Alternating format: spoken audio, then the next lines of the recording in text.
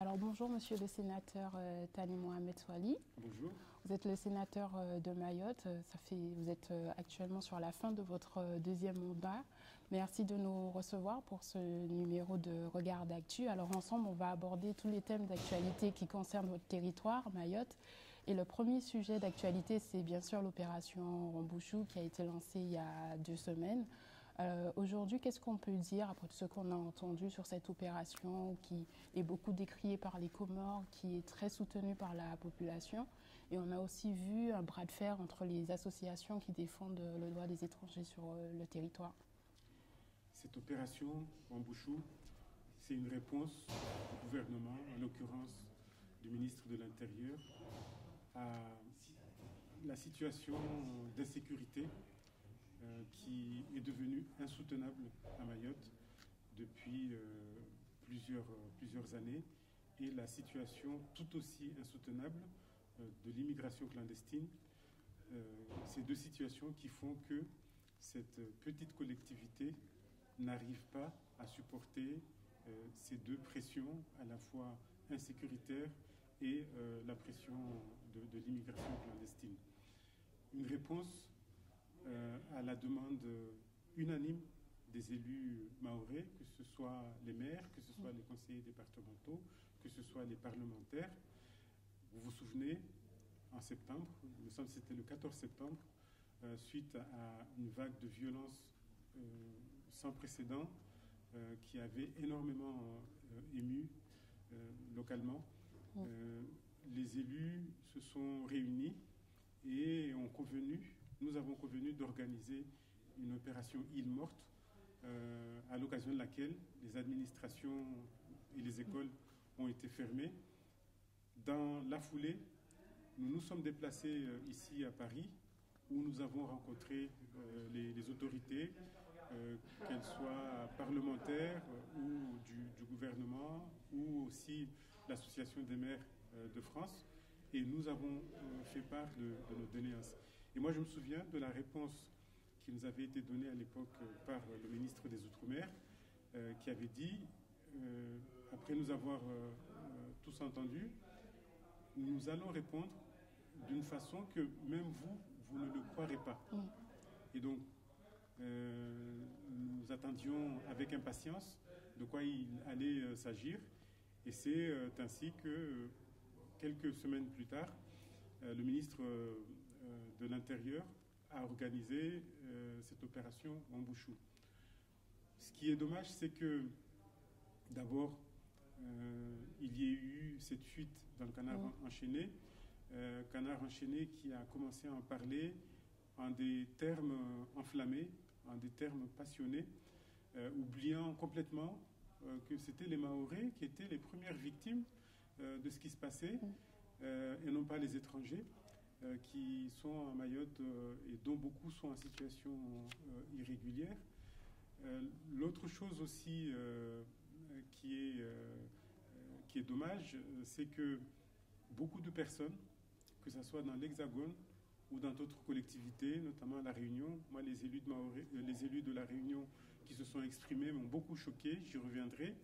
Et ces personnes-là ont parlé de cette opération en partant de la version passionnée qu'avait émise le Canard enchaîné, sans connaître et sans prendre la peine de connaître la souffrance des Mahorais.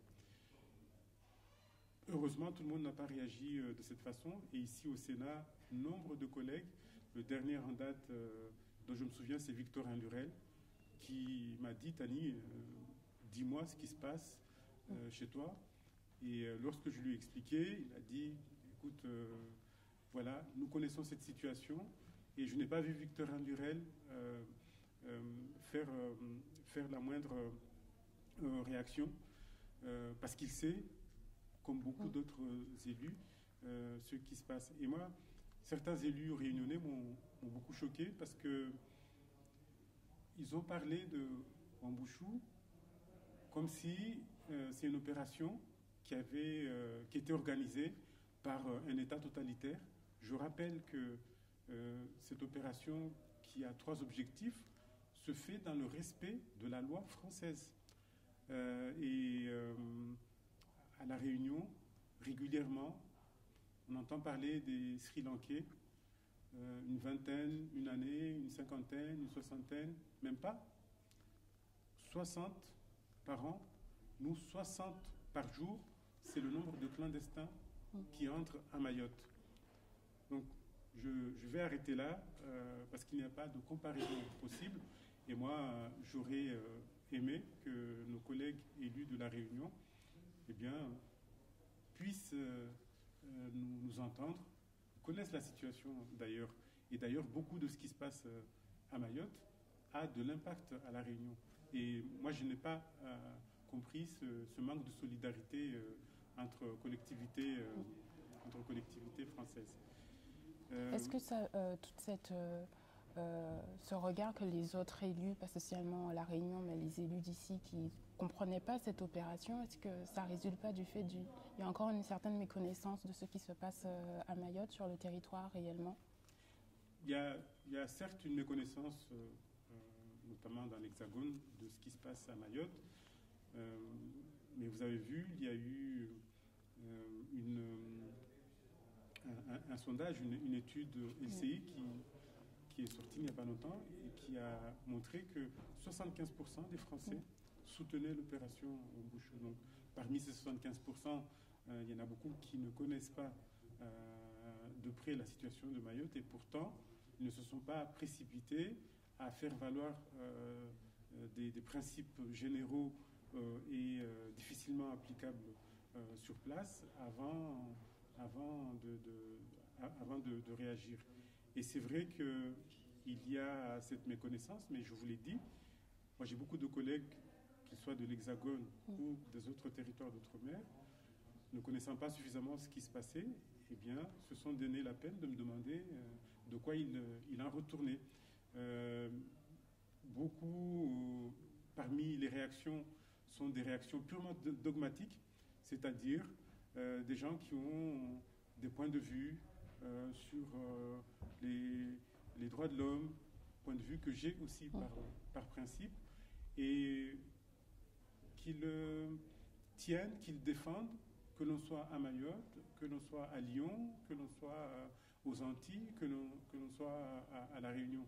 Sauf qu'il y a une forme d'hypocrisie pour certains, parce que aucun de ces commentateurs, de ces personnes, n'accepterait que dans son territoire, il se passe 10% de ce qui se passe à Mayotte. D'accord. Cette opération, est-ce que vous regrettez qu'elle soit venue trop tard? Parce que ça fait 10 ans qu'on connaît cette hausse de la violence et cette hausse de l'immigration sur le territoire. Est-ce qu'il ne fallait pas actionner cette opération un peu plus tôt? Alors, l'opération Bouchou a l'ambition de lutter activement, intensément contre l'insécurité, contre cette violence inouïe, de donner un coup d'accélérateur sur la destruction des bidonvilles et de donner aussi un coup d'accélérateur sur les reconduites à la frontière. Les reconduites à la frontière, vous savez, chaque année, c'est des records qui sont à chaque fois battus à Mayotte. L'année dernière, c'est 60% des reconduites à la frontière de la France qui se sont faites à partir de Mayotte. La destruction des bidonvilles, ce n'est que depuis 2017, à la suite de nos travaux ici à la délégation sénatoriale aux Outre-mer, où nous avons émis des préconisations pour Mayotte et la Guyane pour pouvoir détruire plus rapidement, dans une procédure simplifiée, administrative, ces bidonvilles en Guyane et à Mayotte. Ces préconisations ont été insérées dans la loi Elan, et ce n'est qu'à partir de 2018 qu'elles ont commencé à être appliquées.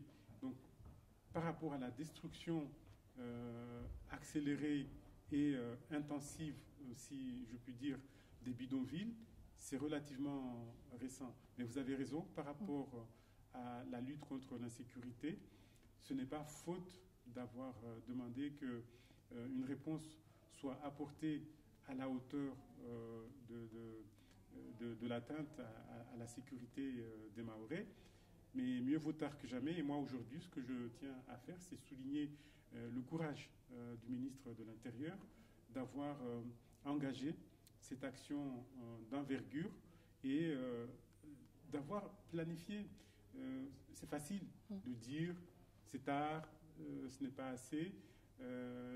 Nous, les élus mahorais, nous avons toujours demandé qu'il y ait une réponse à la hauteur des enjeux.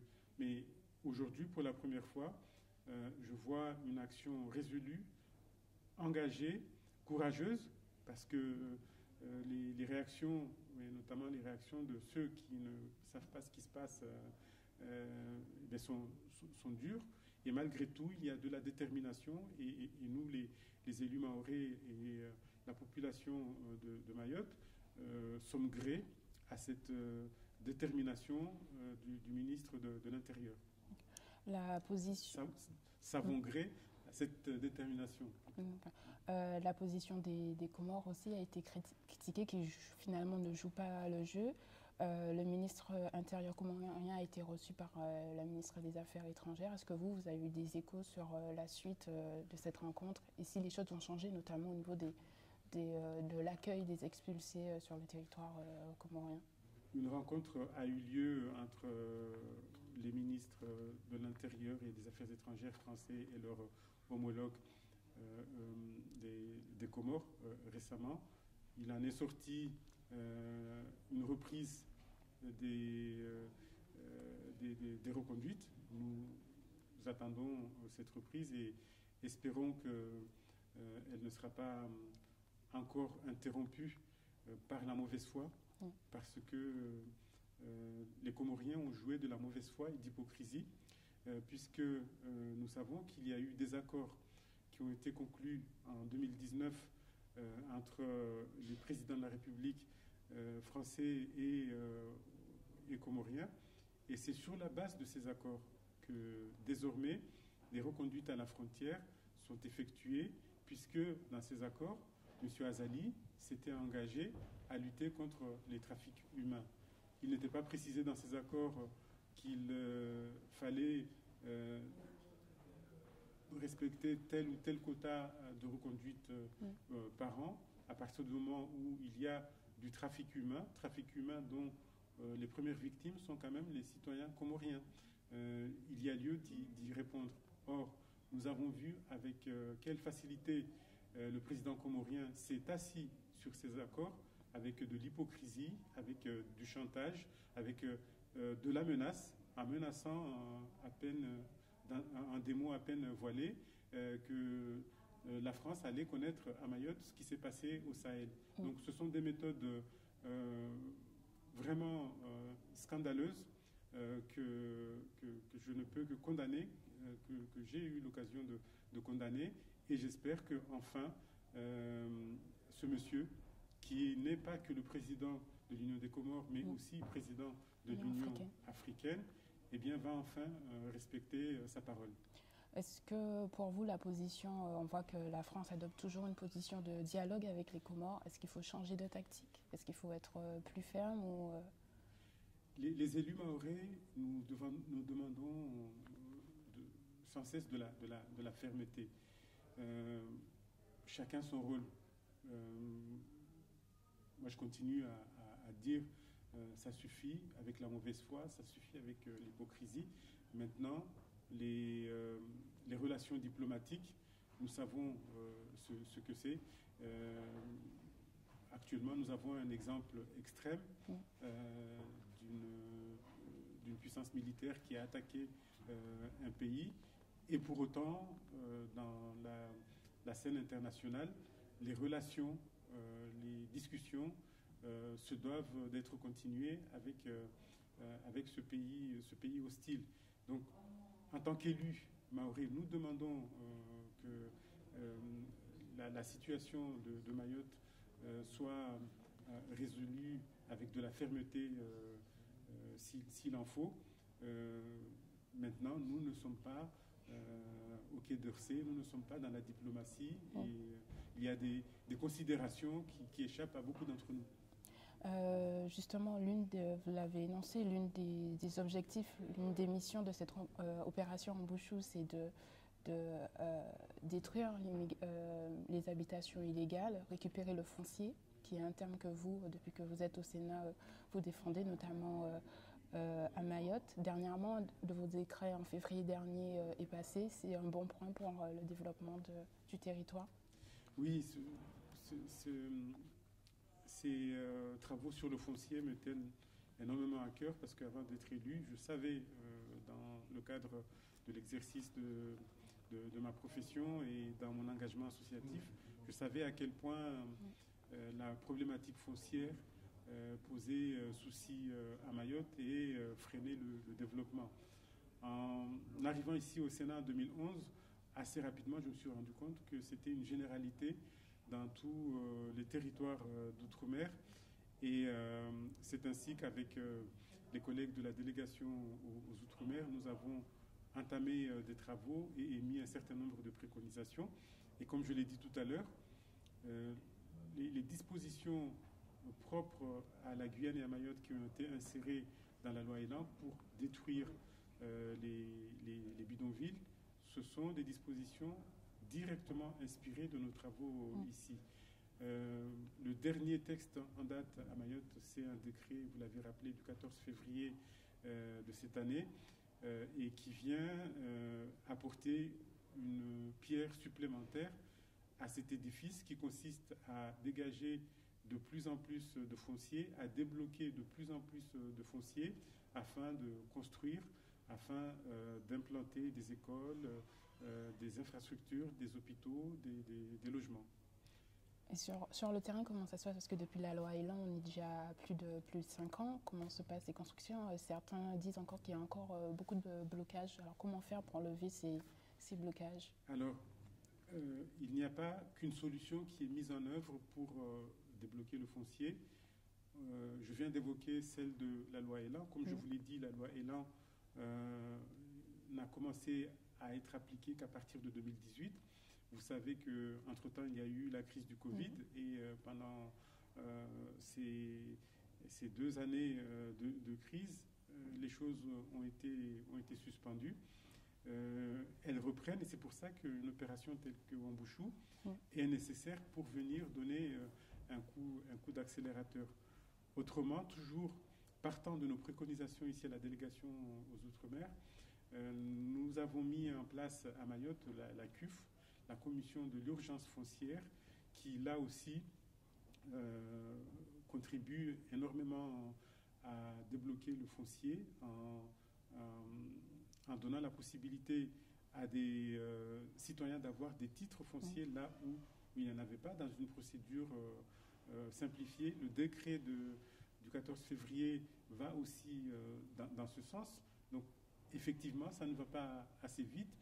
Tout le monde aimerait que ça aille plus vite, mais je rappelle qu'avant cela, s'agissant de Mayotte, les dispositions qui régissaient le foncier, c'était des dispositions de 1911 et qui n'avaient cessé d'être appliquées qu'à partir de 2008. Donc, ce sont des dispositions qui ont mis presque un siècle. Elles ont été remplacées par les textes actuels. Et ce qui se passe, c'est qu'on se rend compte que malgré les textes nouveaux qui sont mis en place depuis la départementalisation, à chaque fois, dans la mesure où pendant ces années, les facteurs de blocage ont continué sur le terrain, à chaque fois, il faut imaginer d'autres textes, d'autres dispositifs pour aller plus loin, pour aller plus vite, pour faire face à des complications qui n'étaient pas prévues, qui n'étaient pas attendues au moment où on a commencé à produire ces dispositions à partir de la départementalisation. Est-ce que les pouvoirs, les missions et les pouvoirs de la CUF, elles peuvent s'étendre, évoluer pour faciliter ça, par exemple? Les missions de la CUF sont prévues pour accélérer le déblocage du foncier et fournir un maximum de titres aux citoyens mahorais. On évalue à 80 000 titres qui resteraient à être délivrés. la CUF, qui doit laisser bientôt la place à un GIP, vient à peine de commencer ses travaux. Dans la loi, le dispositif est prévu pour durer 10 ans. À mon humble avis, cette période devra être prolongée, comme nous l'avons vu aux Antilles avec l'agence des 50 pas géométriques, qui était initialement prévue pour un certain temps et qu'il a fallu proroger à plusieurs reprises. Ça me permet on va toujours sur le développement de Mayotte. Mayotte est un jeune département. Vous, comment vous voyez son développement hors contexte d'immigration, hausse d'immigration Alors peut-être avant de venir à ce point essentiel sur le développement, sur le foncier, actuellement, la délégation aux Outre-mer du Sénat nous a confié, ma collègue du Gard, Vivette Lopez et moi, une autre mission sur le foncier, mais cette fois-ci le foncier agricole. Dans le prolongement de nos travaux, nous avons en charge cette mission. Nous nous sommes déplacés récemment en Martinique, où il y a une concentration à la fois de problèmes et de solutions potentielles.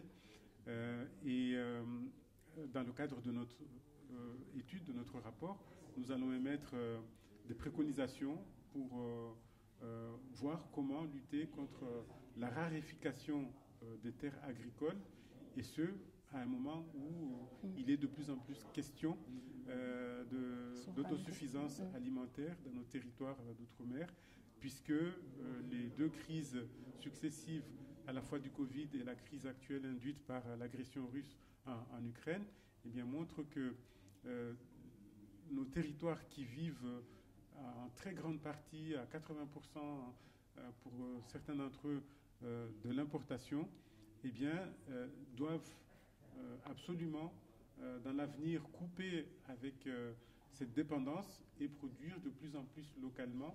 Et c'est pour ça que cette étude sur le foncier agricole est extrêmement importante. Et d'ici fin juin, nous allons, avec ma collègue, émettre des préconisations pour voir là aussi comment avancer afin d'avoir de plus en plus de terres agricoles, en tout cas d'atténuer la raréfaction des terres agricoles, afin de pouvoir produire de plus en plus localement et de mieux en mieux. Et justement, quel constat faites-vous concernant le foncier agricole à Mayotte? Quelle est la situation des agriculteurs? Est-ce qu'ils sont confrontés à une pénurie, enfin, le fait de ne pas avoir de titre les complique dans la tâche d'étendre leur activité? Tout est lié, et les problèmes du foncier en général ont des conséquences directes sur le foncier agricole.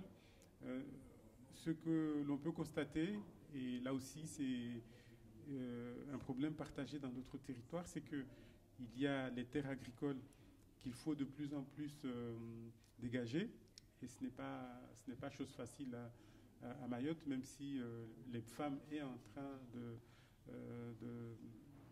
et la CUF, ces organismes sont en train de travailler pour cela, mais directement et parallèlement, il y a la problématique de l'eau. Qui est en train d'impacter énormément de territoires d'outre-mer, essentiellement la Guadeloupe, Mayotte, mais d'autres territoires aussi, la Martinique. Et là aussi, il faudra très rapidement trouver des solutions pour pouvoir dégager des solutions de développement de l'agriculture. Et j'en viens au développement global, si vous permettez, de Mayotte. Mayotte est un territoire en voie de développement. Ça ne fait que depuis 2011 que nous sommes département, là où les autres départements d'outre-mer sont constitués depuis 1946. Et donc, aujourd'hui, il est primordial de dégager non seulement des solutions, mais les bonnes solutions. Nous n'avons pas le droit de nous tromper, parce que, à l'inverse des autres territoires, des autres départements d'outre-mer, aujourd'hui nous avons en plus des contraintes qu'eux, ils n'ont pas connu de leur temps, notamment la contrainte de l'immigration, notamment les contraintes climatiques, notamment toutes ces contraintes du 21e siècle. Et ce n'est pas facile, mais il faut absolument relever le défi. Le développement de cette île passe d'abord par trouver une solution pour chaque jeune. Donc ça commence par la formation, par le début. Il faut intensifier la formation parce qu'on parle beaucoup de ces violences, de cette minorité de jeunes qui commettent des violences, mais il y a une immense majorité qui est là. Et si nous ne faisons rien, ces jeunes sont là et vont être de plus en plus importants à tomber dans l'oisiveté, à tomber dans le non-emploi, dans le chômage. Donc, former en masse et adapter les formations en fonction des besoins du territoire. Aujourd'hui, ce que cache la problématique de l'immigration clandestine, c'est aussi le fait que beaucoup de personnes en situation irrégulière sont employées illégalement par des personnes, par des entreprises. Donc, il faut que nous soyons cohérents avec nous-mêmes à Mayotte. À partir du moment où nous demandons la cessation de cette immigration clandestine, tout de suite, sans tarder, il faut former en masse, comme le fait le SMA, le système militaire adapté, et développer de façon intensive les formations.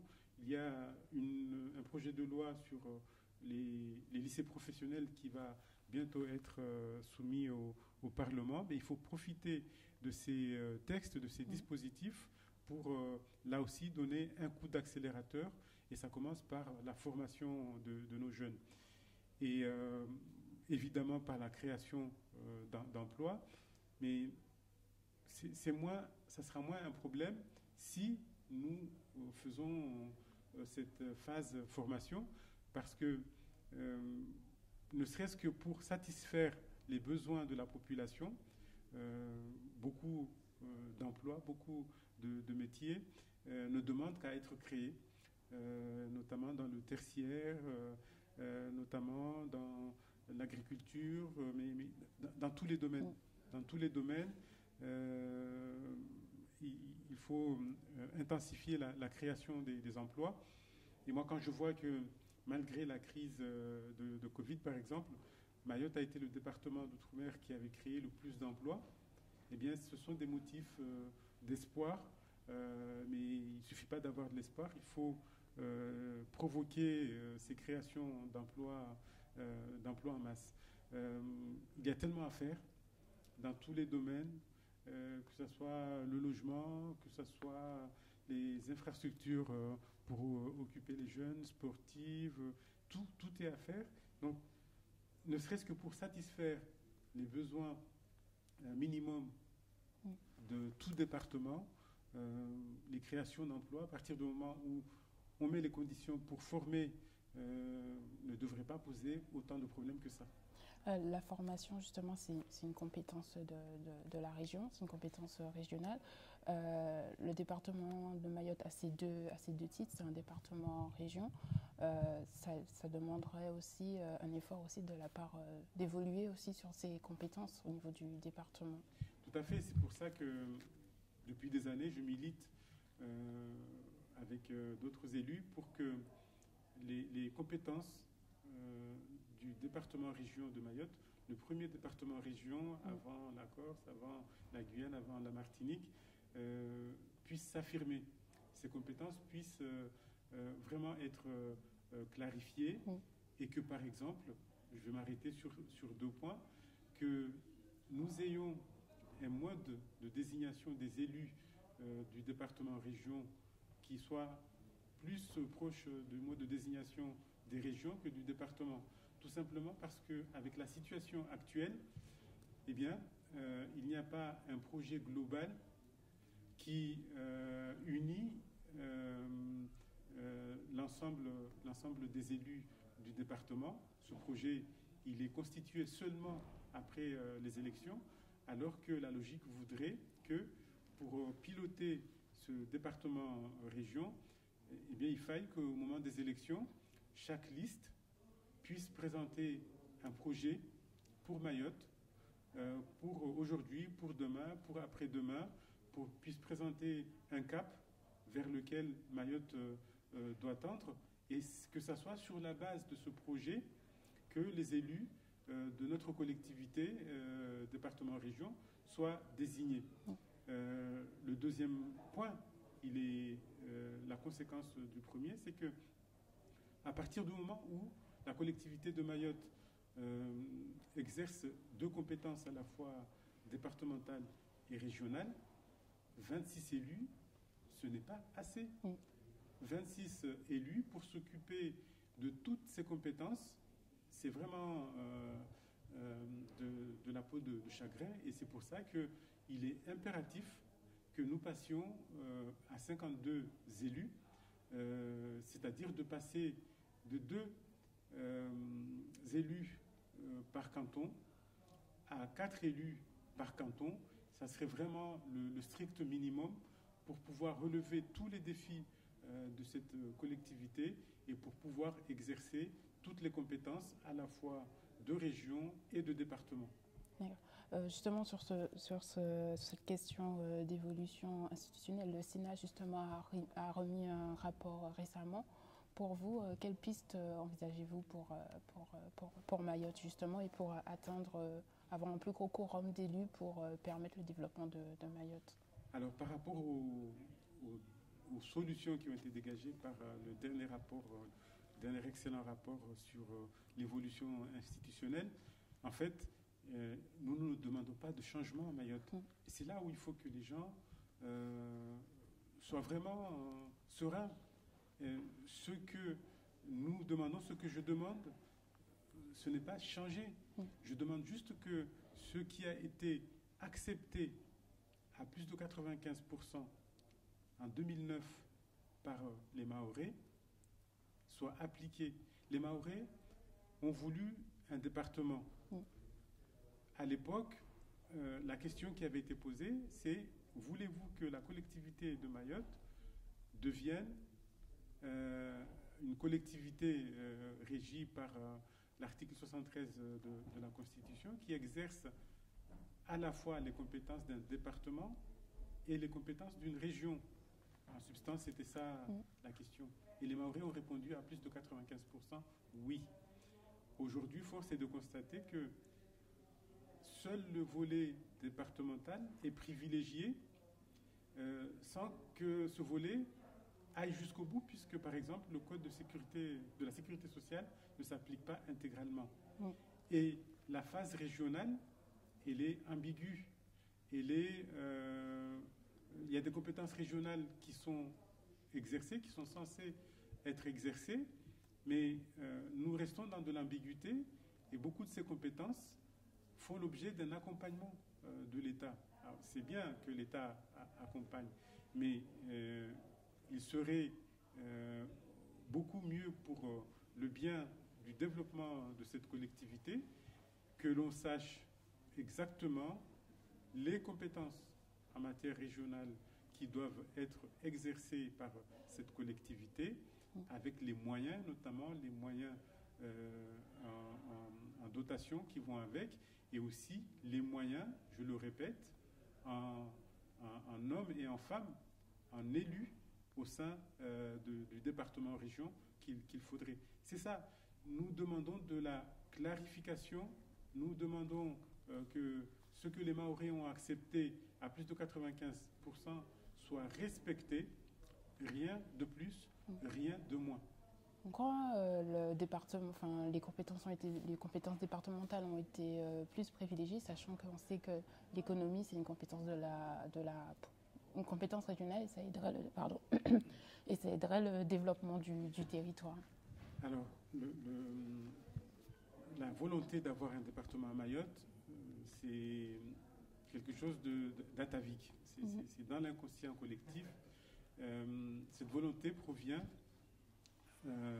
directement de notre attachement viscéral à la France. Vous connaissez l'histoire de Mayotte. Et nous avons tenu tellement à nous maintenir attachés à la France que dès le début des premiers combats pour Mayotte française, menés par nos aïeux, feu Marcel Henry, feu Bamana, feu Zenam Déré, feu Adrien Giraud et les autres, il y en avait beaucoup, eh bien, dès ces premiers, il y en a eu avant eux, dès ces premiers combats, la volonté de devenir département, comme la Martinique, la Guadeloupe, la Réunion, la Guyane, était perçue comme la façon la plus certaine d'être maintenu dans la France. Et c'est pour cela que collectivement et inconsciemment, en tout cas dans l'inconscient collectif, nous avons privilégié la départementalisation. Mais aujourd'hui, après 11-12 ans de départementalisation, il est temps de se rappeler exactement ce dont ont hérité les Mahorais en 2009, après le référendum de 2009. C'est d'un département région et vraiment il en va du développement de Mayotte, de faire en sorte que ces deux compétences soient enfin pleinement exercées. Est-ce que vous regardez les autres territoires? Parce qu'on sait que les Antilles, ils ont un certain passé et exercice dans la départementalisation au niveau des élus départementaux. Est-ce que c'est observé? Est-ce que c'est étudié? Naturellement, nous observons les autres territoires qui n'ont pas la même trajectoire que nous, puisque Mayotte est certes française depuis 1841, mais comme je vous l'ai dit, la départementalisation n'a que 11 ans d'existence. Et du coup, tout en les regardant, tout en essayant d'imiter ce qui est positif et d'éviter ce qui est négatif, nous ne pouvons pas nous calquer à leur situation, puisque les réalités sont différentes. Mayotte a connu une trajectoire que n'ont pas connue les autres collectivités qui avaient pour beaucoup à la fois un département et une région. Et celles qui ont opté pour la collectivité unique ont fusionné les deux. Nous, à la base, nous n'avions ni l'un ni l'autre. Mais en 2009, entré en vigueur en 2011, nous avons hérité de la première collectivité unique. Alors, dans la précipitation, dans l'engouement par rapport à la départementalisation, le recul suffisant n'a pas été pris pour développer aussi l'aspect régional, mais là aussi, il n'est jamais trop tard pour bien faire. D'accord. On va parler toujours politique, mais plus échéance électorale. Bientôt, en septembre prochain, il y a les sénatoriales. Alors là, c'est votre deuxième mandat en tant que sénateur, un bilan de toutes ces années passées ici au Palais du Luxembourg. Mon bilan que j'ai présenté dernièrement à mon équipe de campagne, je passe sur le bilan du premier mandat parce que je l'avais effectué. C'était un bilan où justement les premiers travaux sur le foncier, où il y avait eu pas mal d'avancées. Dans le cadre de ce deuxième mandat, je parlerai de cette disposition qui a été insérée dans la loi immigration de 2018 pour pour adapter les conditions d'accès à la nationalité à Mayotte. Ce sont des dispositions, contrairement à ce qui est dit, qui ont commencé à produire des résultats certains, puisqu'elles font que globalement la moitié des naissances de Mayotte ne vont pas profiter de la nationalité française. Maintenant, ces dispositions, il faut développer leur côté dissuasif. C'est-à-dire qu'aujourd'hui, beaucoup de femmes, en provenance des Comores notamment, continuent à venir accoucher à Mayotte en espérant que leur enfant aura la nationalité française, mais ces femmes ne le savent pas, ne savent pas que ça ne marche plus. Donc cette campagne de dissuasion, elle doit être menée vraiment de façon importante et intensive. Et il faut aussi lutter farouchement contre les reconnaissances de complaisance, parce qu'il y a beaucoup d'hommes